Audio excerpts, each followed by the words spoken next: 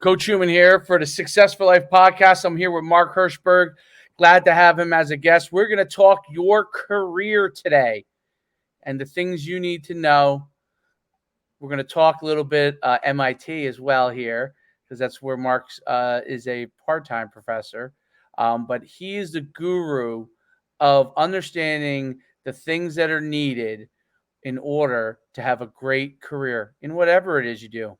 He's gone and interviewed and talked with leaders in various different industries and has put together a great book called The Career Toolkit that really hones in on exactly the skills needed in order to have a successful career. Welcome to the Successful Life podcast, Mark. Thanks for having me on. It's my pleasure to be here. Well, I'm excited to talk to you because this is a topic that is broad enough that everyone is definitely going to have an interest. And so many people go through their career and don't really know what they're doing.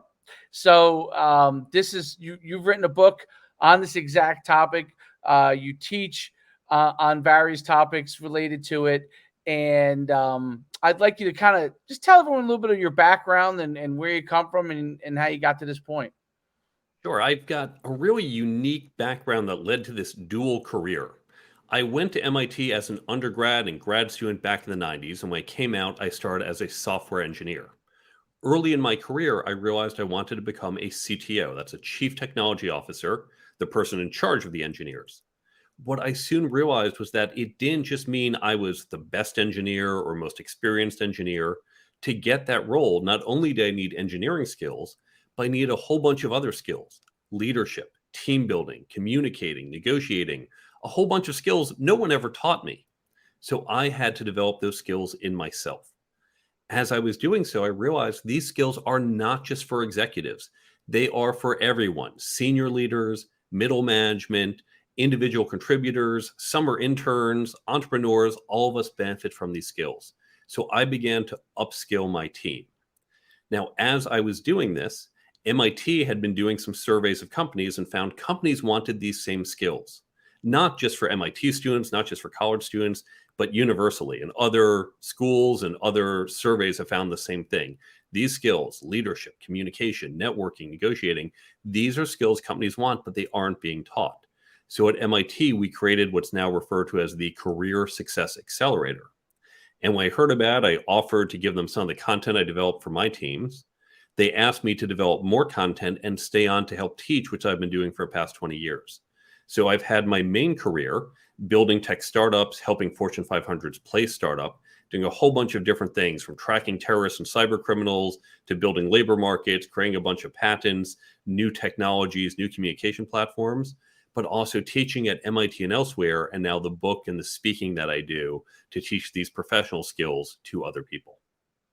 Great. Well, I think one of the things that we all realize when we get into an executive level role is that it's not just your expertise within that subject area that's important. It's how you manage people, how you relate to people, how you can motivate people, how you can get people to do things that you're hoping to be able to accomplish, setting goals, strategy, tactics. There's a lot of different things that end up to being real important when you get into a management role. And there's a lot of skills that you got to develop along the way. And I think it's really interesting about your book is that we're going to dive deep into those areas because people can gain a lot of success. So for example, engineers, right? MIT, that is the expertise of MIT is engineering, right? So people who go there to become an engineer, they develop that specific skill set, whether it's a civil engineer or any type of engineer they're trying to become, they get that skill set and be really wildly successful early on because they have an expertise in an area, right? Move up quickly. And then all of a sudden they're in charge, which is what leads to what you're gonna talk about much more. What are some of the things that you encountered in writing this book that you found really fascinating? First, the fact that we don't teach it, because this is not a surprise. I'm sure this is not the first time the audience is hearing terms like networking and leadership. We've heard it. In fact, growing up, I remember hearing from my parents and teachers and others, oh, networking is so important. It's not what you know, it's who you know. We know this, we've talked about it, and yet no one stops and sits you down and says, and by the way, here's how to do it. We just ignore that. And there are historical reasons why we do it. So that was very surprising. And then the fact that companies as well have abdicated any real type of training for people, and we just leave people on their own to be successful. If we can help people get a little bit better, you can have a massive impact on their success. And yet we don't put that effort in, we as a society. Very interesting. I think it must go back to the foundations of how workforce was originally developed and how educational systems were developed around the workforce. So originally being agricultural based, and then moving into the industrial age where you needed people to do specific tasks really well, right? You needed quote unquote workers to work. And now we're much more in the information age where some of the things, what we call, you might call soft skills, are so valuable because you're dealing with people in a lot of different capacities. And originally, when technology became so big, the internet, you know, towards the end of my college career and yours as well, I went to school in the 90s as well. When you hit 2000, people thought that automation and technology was going to eliminate the need for some of those skills, but that was not true at all. It made it more necessary because strategy and tactics and knowledge and the ability to help people get to where they want to go and accomplish those goals all became really even more important because you weren't always in front of someone. We're on a screen, right? And we have to figure out a way to relate to each other. So you're not always going to be in front of everybody. How was that an impact? That historical impact of work impact how we taught leadership and taught that kind of training now? You had tremendous insight there, and you really got the thread of why it's been this way. We didn't need leadership on the farm. You didn't need networking when you were on the assembly line. Even when you go back to mid-century and we had big corporate structures, you were a cog in the machine, and your job was to sit there and do what your boss tells you. You didn't have to think and act. And they'd say, do this report. You say, yes, sir. And you do it and say, here you go, sir. What next? And you didn't need these higher order skills. You just needed the mechanical skills as an accountant, an engineer, or a graphic designer, whatever it is you did. It was only in the last 20 to 40 years, depending on how you look at, we got rid of middle management. We went to flatter teams. And it's no longer that, well, I know more than you. So if I'm running a marketing team, for example, in fact, if you put me in charge of marketing, I know quite a bit about marketing. I'm not a TikTok expert. I'm going to turn to some 24-year-old who knows a lot more about TikTok than I do. Even though I know Twitter, I'm not up to date on what are the trends and how to do things. So I don't know more than the people who work for me. And of course, we get these multidisciplinary teams where it's not just we're all marketers. We'll get some product people in there working with us on projects.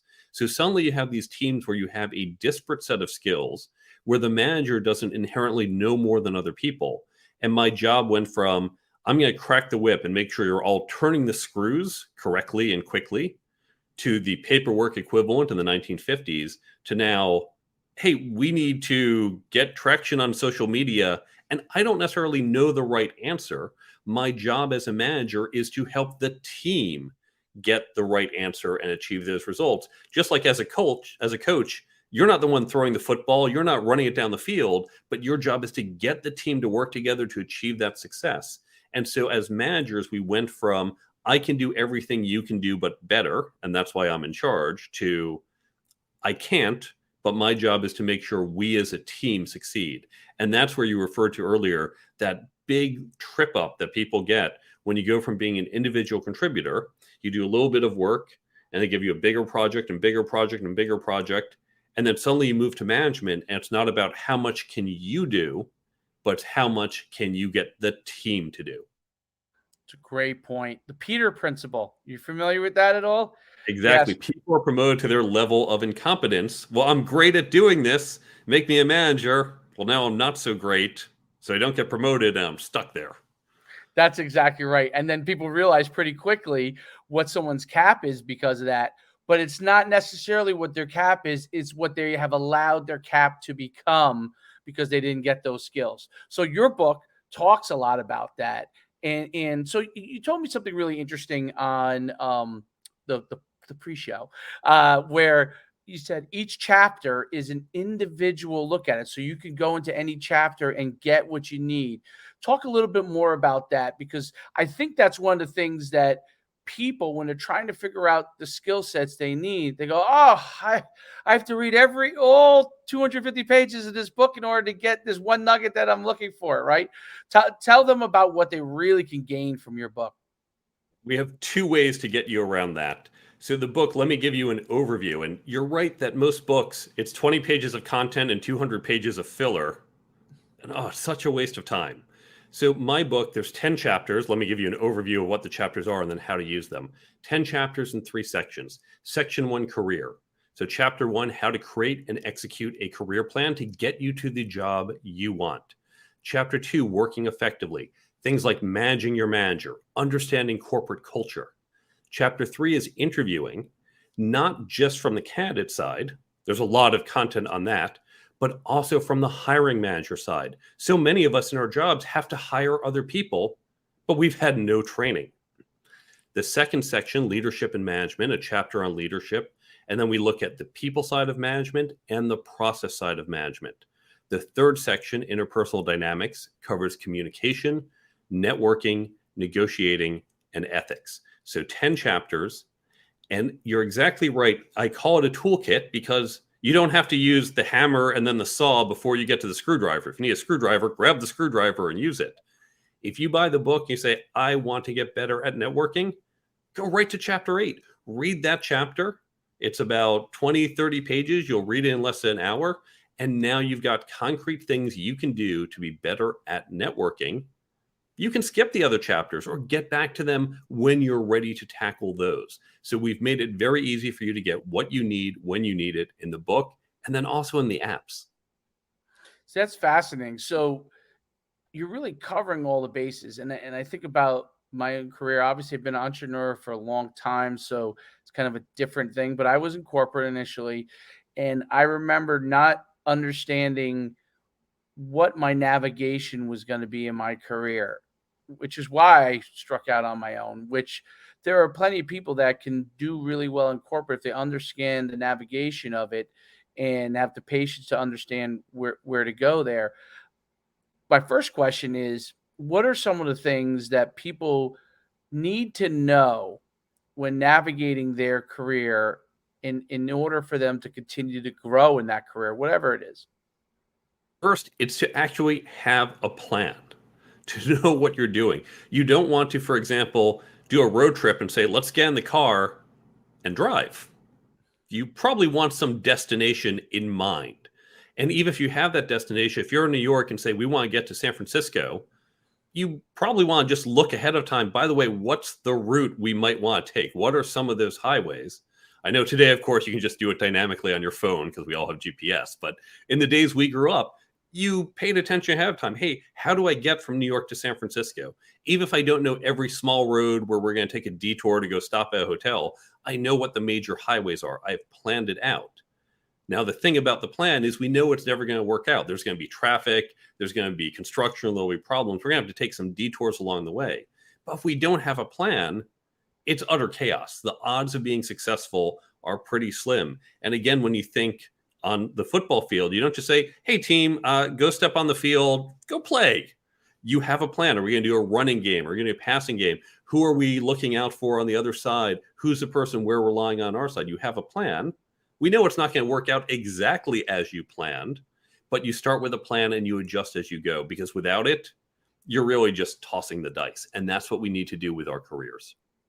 Now, do people need to look? What do you think about mentoring, seeking out mentors? I'll use myself for an example. There wasn't anybody in my family that I could have gone to about a business career, So when I went into the business field, initially, I didn't know who to talk to. I had an MBA. I had an undergraduate. I got my MBA, but I didn't have anybody that was a mentor. I had to seek those out on my own and figure that out on my own. What are some kind of shortcut ideas that people can do in order to really gain kind of a better mentorship to gain them some of the skills they need? Great question. And yes, you don't have to do this on your own.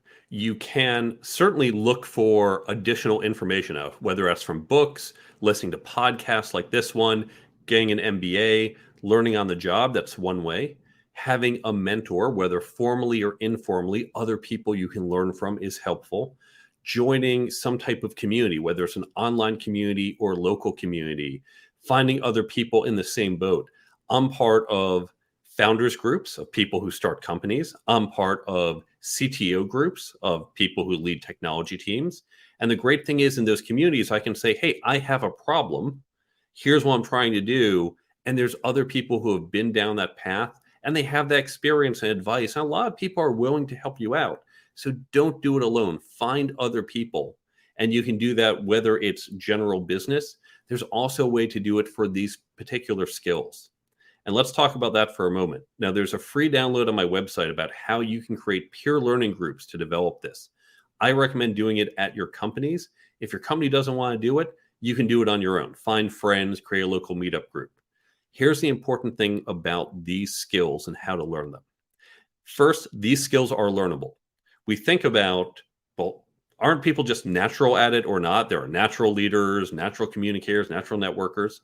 Yes, there are. And there are natural violinists and natural basketball players. But it doesn't mean those of us who aren't natural at it can't go and learn it with practice, with drills, with repetition, with training. We can get better than those who are natural, but don't put in the effort.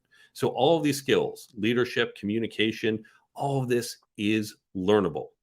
The best way to learn, however, it's not the way we learn in school where the teacher says, memorize a periodic table or memorize these dates for the American Revolution.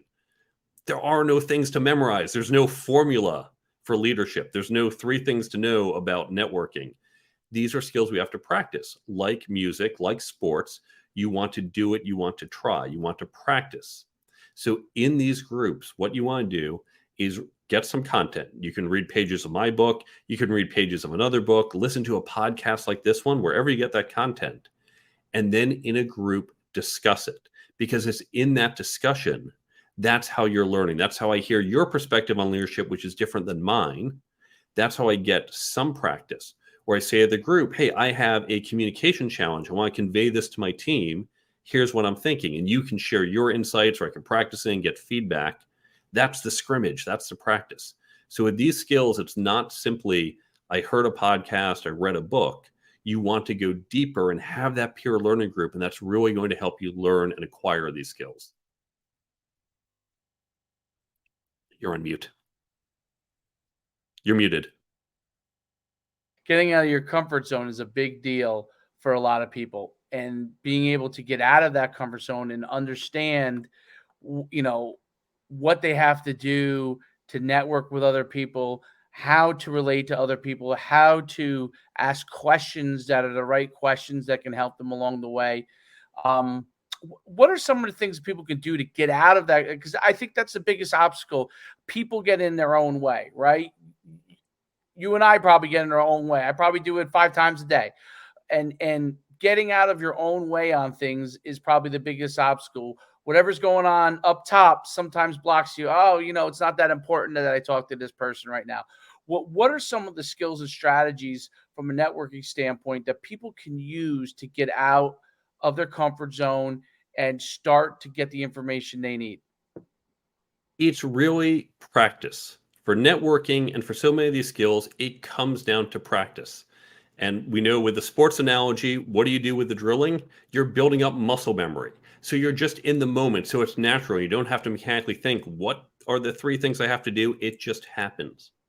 When you think, for example, about public speaking, we're going to use this as an example because most people have experience with it. Most of us, the reason we are not good at public speaking is fear. Is, oh my God, I'm going to say the wrong thing, or my pants are not zipped up, or there's something on my shirt, or I'm just going to embarrass myself or forget what I say. And oh my God, and all these things are in my head and they're holding me back. Experienced speakers, now I still get nervous before I go on stage, but I also know, first, I've done it many times successfully.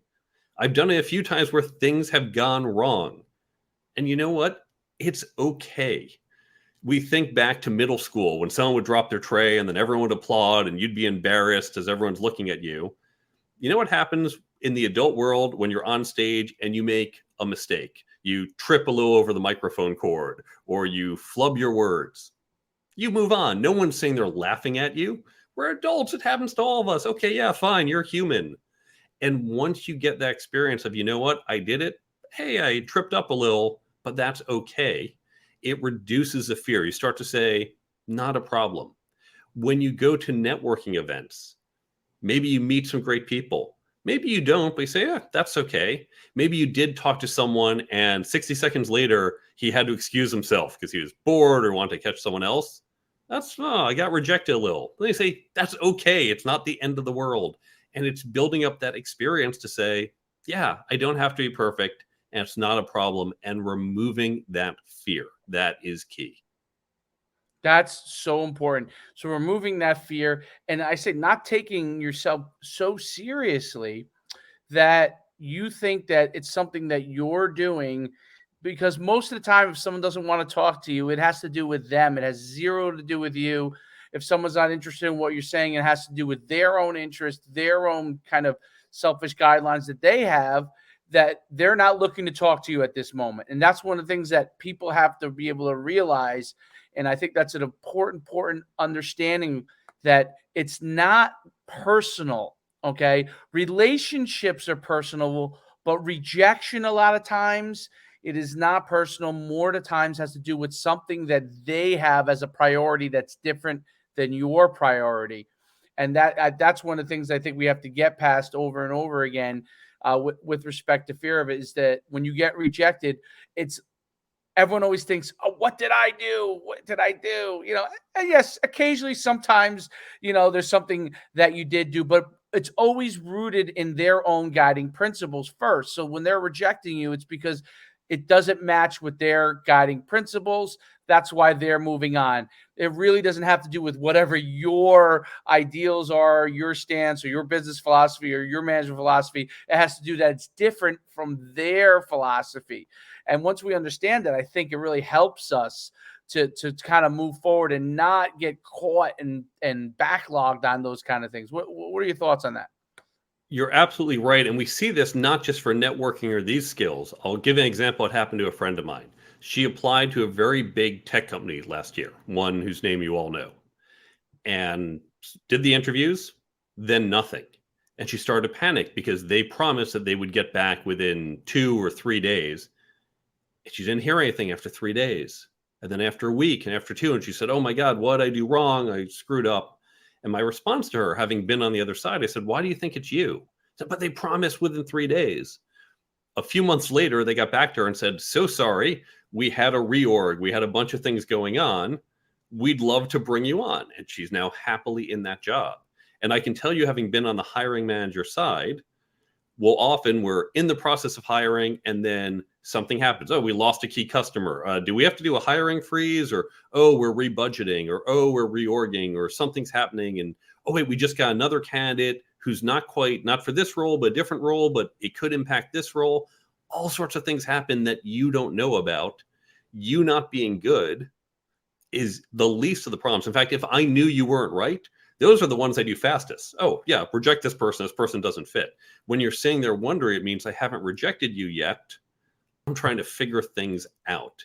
But we internalize, we go that critic, that, oh my God, I'm an idiot. I'm screwing up. I'm bad. And we need to silence, or at least mute a bit, that critic and all the things we do, and know most of it is external, not internal. It's other things in the world, and it's not us. And it comes from experience. It just comes from knowing, yeah, you know what? It's not me most of the time. As long as I didn't do something really bonehead, okay, I'm not going to blame myself. Right. And even if you do, you move on the next time you correct it. Right. So that's the key thing. Fail forward on a lot of things. Don't let it bog you down. Hiring. Okay. And I know myself, having hired quite a few people over the years, I've always struggled with hiring, and I've always struggled with hiring the right people. And a lot of it has to do with, I think it's more me. Like, I have these rose-colored glasses when I'm going into it. Whatever my own things are. How does someone who's hiring somebody, and I think very successful people sometimes struggle with the hiring part, because they either think the other person is going to be like them, or they hope they're going to be like them, or they think they're going to have shared the exact same ideals. How do you learn the correct way or the best way to hire people so you can create a better organization? We unfortunately hire through a very narrow lens. Suppose, for example, you are hiring an accountant. So, okay, well, I need to make sure she knows accounting. So I'm going to ask her all these accounting questions and see her answers and see how well she knows accounting. That is easy to do. Great, done. Okay, she is sufficiently knowledgeable about accounting. But then there's all these other attributes that we don't think about. And this has to do with her personality and leadership and communication and cultural fit. And all these are things that we don't always consider but matter. And so we, as hiring managers, take far too narrow a role, and we don't even communicate on our team. So consider you and I are both hiring someone in accounting. We're saying, well, this person needs to be a leader. She's going to lead the accounting team. Okay, so accounting skills and leadership. Well, first, what does leadership mean? There's no one type of leader. There are leaders who, hey, you have a team of 5 people, they're doing great. You just keep an eye on them. That's maybe a little more management. Sometimes you say, hey, we have a team of no people, and you have to build up this team and create how that team is going to work. That's a different set of leadership skills. That's different still from there's a team of 5 people. They're all really demoralized. The last leader was terrible. They've had no guidance. You have to turn them around from demoralized to high performing. That's a different set of leadership skills. So first, what type of leader are we looking for? Second, you might think, well, leadership is really important.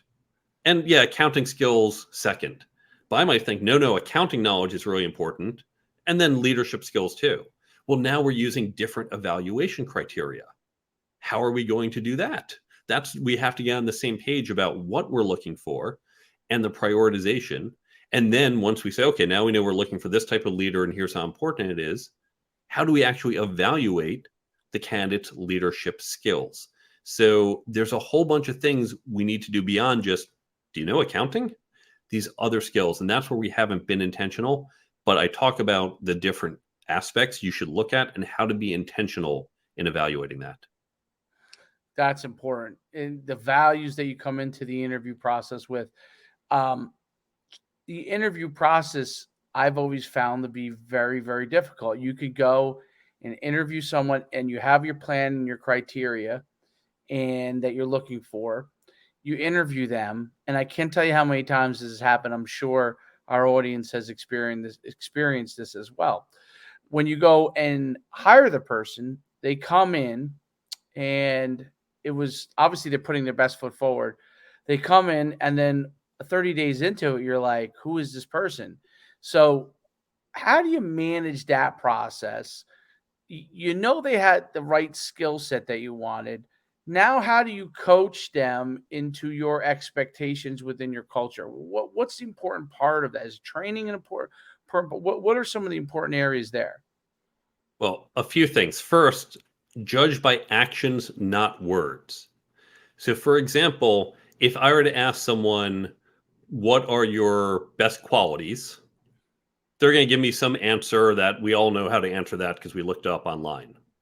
Instead, what I like to ask is, if you were hiring someone for this role, what would you look for? Because that tells me what they think is important. It's less direct, and people haven't really been trained how to answer that. Or tell me, where have you focused your time in the past 2 years on improving yourself? That tells me what they think is important by their actions and not just by their words. So I get to actions, not words. And when someone gives me words, I throw in and say, basically explain your actions that demonstrate that. Not in those literal words, but I'll have follow-up questions to get to show me instead of just telling me. Now, there's other stuff that we should do. And another free download I have on my resources page is a list of cultural questions. These are questions the candidate should ask. As a manager, you should also discuss them. Both sides are better off when we talk about these and figure out, is there a cultural fit or not? Because if there's not, we're both better off with someone not taking the job. And if you're not sure how to raise these, what I say in the corresponding article is you can blame me. So as you get to the end of the interview process, and I say, okay, any questions? You might ask about how do you do this, or tell me a little about the company. Say, hey, listen, there's this guy, Mark Herschberg, and he says we should go over these questions. It's better for you and I if we go through these questions during the interview process. So I've brought them with me, or I have them on my phone, or I've got them written down. Let's go through questions. Because now you're not saying, hey, I'm going to pepper you with a bunch of questions. You're saying, this guy, Mark, the expert over here, says we need to do this. So it's a little easier to bring it up and have that open discussion. It's just like when you are dating and talking about marriage, don't just say, hey, I love you, you love me, great, let's do this. Say, wait a second. By the way, do you want kids? Because I want kids. Oh, wait, you don't? Okay, that's a problem. Where do you want to live? Is that somewhere I'm okay living? Let's talk about how we're going to split up household chores. If you're not on the same page, it doesn't matter how much you love each other. That's going to be a difficult marriage. So discuss it ahead of time. Same thing when you're taking that job. Very, very interesting. Let's take a little sidestep here. So you're a very accomplished ballroom dancer, champion ballroom dancer. What are some of the principles that you learned? Because that's a very disciplined, highly disciplined sport that you have to do things a certain way. There's technique. What did you learn in that you applied in everything that you do now? I'd say there were 3 things I got out of it. First is that you do need to drill and practice. So we would train what our routine was. But when you're on the floor, you never do the routine exactly as planned, because as you're doing this beautiful movement, someone gets in your way. And as I'm flowing across the floor and I'm going backwards, I feel a little squeeze on my shoulder from my partner who says, hey, you're about to hit someone. So all of a sudden I adjust my step, or I'll hold a particular move. I'll do it bigger or shorter or more staccato or slower to adjust to the music. So I've trained, I've practiced, I've got the muscle memory, but in real time, I can adjust because I don't have to be as conscious of that. I've got that muscle memory built up. So you want to train and then adjust when you've got that deep knowledge. The second thing I learned is it's okay to screw up. Now, we talked before about public speaking and oh my God, I'm going to say the wrong thing. Ballroom dancing was one of the best things I did for my public speaking. Obviously, we're not talking during ballroom dancing, but I've been out on the floor, literally being judged, and I've screwed up. And I've done things where I say, oh my God, I can't believe I just did that. Oh, and the judge was looking right at me. And you know what? I didn't make it to the next round. And life moved on. And that's okay. And so learning how to do that, and this will apply if you do any type of sport, anything where people are looking at you, if you do any type of performance, acting, or comedy, if you're going to do it, you're going to screw up and you're going to move on and say, I realize it's not the end of the world. So that's the second thing. The third thing, now most people don't know this, MIT has one of the top ballroom dance teams in the country. We were arguably number 1 or 2 when I was there. We had one of the biggest in the country. And really being a part of that group, of having all these other phenomenal dancers around saying, yes, we're pushing ourselves and I'm pushing myself along with them, that was helpful. So surrounding yourself with other people who are good, who are committed. And by good, I don't mean, oh, they have to be better than me. I mean, they have that drive to improve, to make a quality organization, team, performance. So don't say, oh, well, you don't know as much as me, I don't want to work with you. You probably know more than me in some area. I don't know what yet, but you have that drive to let's do well. Those are the people I want on my team.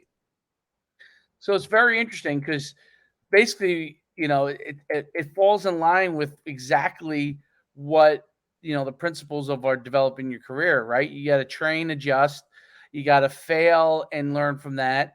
And then you want to be part of a team that's like-minded and aiming for the similar goals, right? So that's really, really interesting. But my only experience with ballroom dancing is with Silver Linings Playbook. Have you ever seen that movie where with I haven't yet seen that one. Yes, but I know there is dancing in it. Yes. So that she's trying to learn ballroom dancing. So it's very, very interesting that there's a component of that to it. I think you find it interesting. But yeah, I remember that. That's my only experience with it. and I saw the discipline in it, which was phenomenal. The amount of discipline you have to be able to do such a great job in it.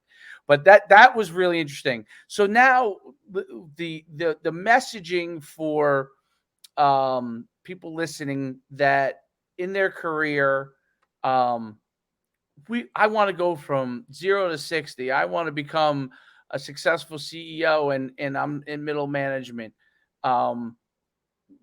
What do I have to do? What are some of like a couple of things, 2 or 3 takeaways that I need to have in order to? Everyone wants to do things fast, right? Fast track this, right? And obviously, there's no such thing as really a fast track. That fast track might be 15 years. Okay, it might be 10 years. Everybody's at a different pace.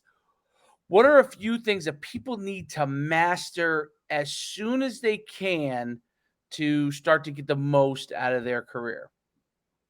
Let's just put a note about fast tracking, because back in the 90s, during the dot-com era, I had lots of friends who quickly became CEOs, CTOs, C whatevers.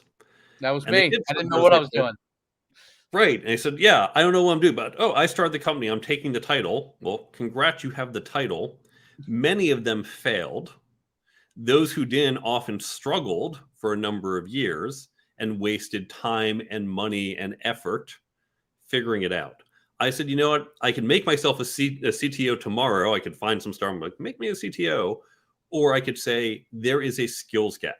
And so this is what I recommend. Talk to people in those roles.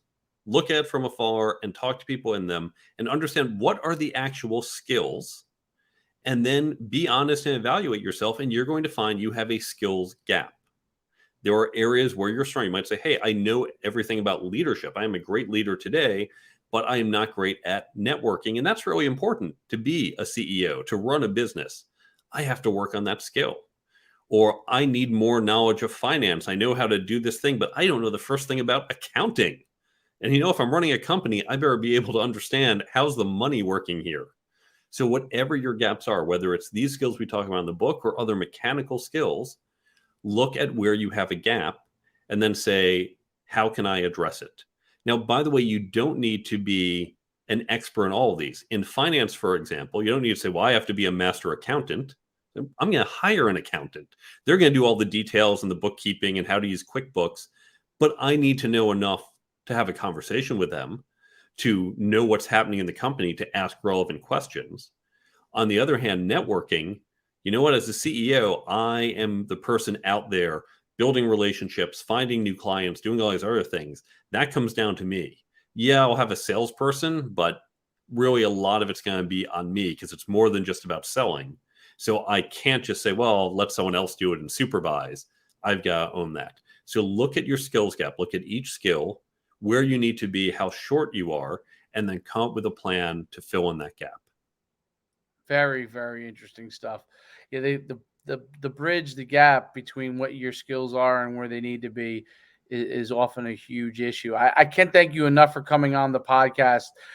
Tell everyone where they can find your book, get a hold of your book, get to your apps, get to your website. Where can they go? There's 2 websites. The first, thecareertoolkitbook.com. And that's where you can learn more about the book. You can buy it on Amazon or other places. You can get in touch with me with questions or follow me on social media.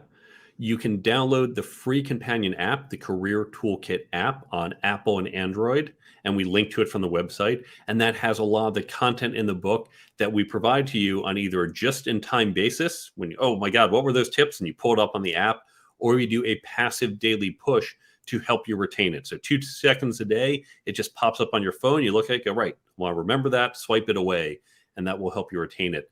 There's also the resources page with a number of free resources, like the Career Toolkit Development Program. That's that peer learning program we talked about, as well as those cultural questions during the interview. All of that is free on the careertoolkitbook.com. There's also cognoscomedia.com, COGNOSCO, the makers of Brain Bump. And Brain Bump, it's a similar app, except it doesn't just have my book. It has other books, podcasts, blogs, and talks. And you get the same highlight content from those that you can get just in time or on that passive reminder basis. And that's going to help you retain more content to develop your leadership and other skills. So the careertoolkitbook.com and cognoscomedia.com with Brain Bump. That is awesome. Fantastic stuff. I mean, I learned a ton today. The MIT education did you well. Thank you. That's great. Really, I thank you so much for coming on. I got to get a hold of that copy of that book just so I can understand all the things, and I'm fascinated by it. Thanks so much for coming on the Success for Life podcast. Fantastic stuff. If you want to enhance your career, get this book, understand what he's talking about, understand what Mark is discussing, and get to where you need to be. Don't hold back. Go after what your dreams are and get a plan to get it together. Mark's got the way for you to do it. Thanks again, Mark, for being on the Success for Life podcast.